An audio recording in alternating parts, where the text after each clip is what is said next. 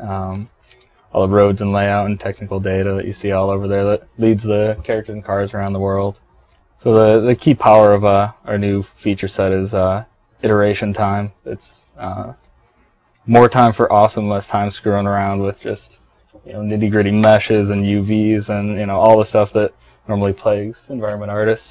We have a lot of magical tools that just create roads for us. We don't have to spend all the time to model curves and texture curves. It just all happens on the fly with some files that we have set up.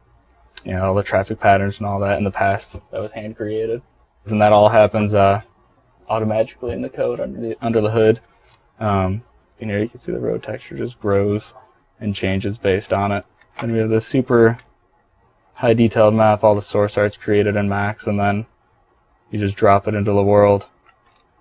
You have this very dense high poly mesh. It was lovingly handcrafted, and then you can just put it anywhere in the world that you want.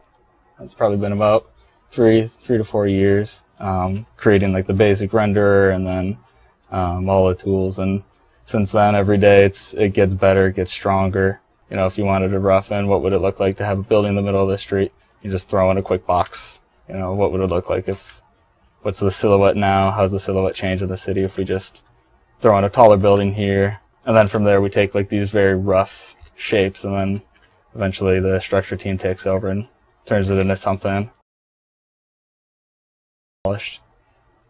The city went in probably a dozen iterations over the time. We started with some quick rough silhouettes of the world, different ideas, bodies of water here, islands over here, and then we worked with design, like what kind of stuff do you guys like to see, kind of artistically looked at it like, okay, well, you like the bay here, I kind of dig that idea, we could put our statue here, and then just funnel all the gameplay around that. We kind of have like a radial heat map in the way that we design the world around all the most important areas. Like, for example, this guy over here, he's this will be our massive downtown hospital complex. The player's going to be dying a lot, players going to be responding in the world when they're just tooling around in the open world.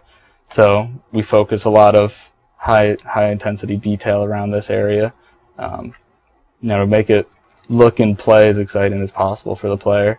To me, this is the pinnacle of Saints Row. Working on the first one and the second one, I never thought I'd be excited for our third one, just artistically. You think you want something different, but man, the art direction for this title, for this iteration, is off the charts for me. So when I came on Saints Row 1, it was actually it was just after the E3 announcement of Saints Row 1 when I joined the company, and super exciting for me. It was the kind of game that I always dreamed about working on. As a kid, I remember thinking about like, oh, what if you had this giant world and you could be walking around and you go into any store you want and purchase a weapon or just kill a person and take it, all those sadistic little things, and it lets you do that. We do have a live camera update. You could be looking at the world on your computer here and say, okay, where am I in the world? And you can see people walking around. I think I might have cars turned off. There you go. Some cars driving around. It's called the CTG editor. It stands for Core Technology Group. This will be the future of Volition titles here. All the different things that we could pack into this thing.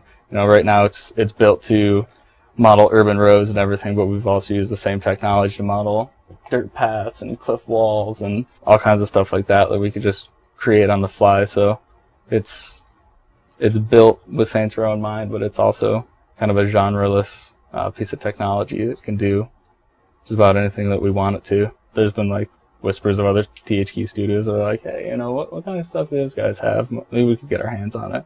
There's stuff that I probably can't talk about that we use this technology that is completely mind-blowing. It's absolutely hilarious. And when we first started pushing the boundaries of what these tools can do, it got crazy and fun and really concocted some awesome stuff. I probably can't call it what we call it inside, but there's an island where some major shit's gonna go down, and I think it's gonna blow people's minds for what it is. It's completely it's completely Saints Row. Anything goes. Whatever's fun, whatever's exciting, you know, just do it because we're not restrained to realism, you know. It's just so yeah. There's this floating island in the southwest corner of the world that is surrounded by drawbridges and something's inside.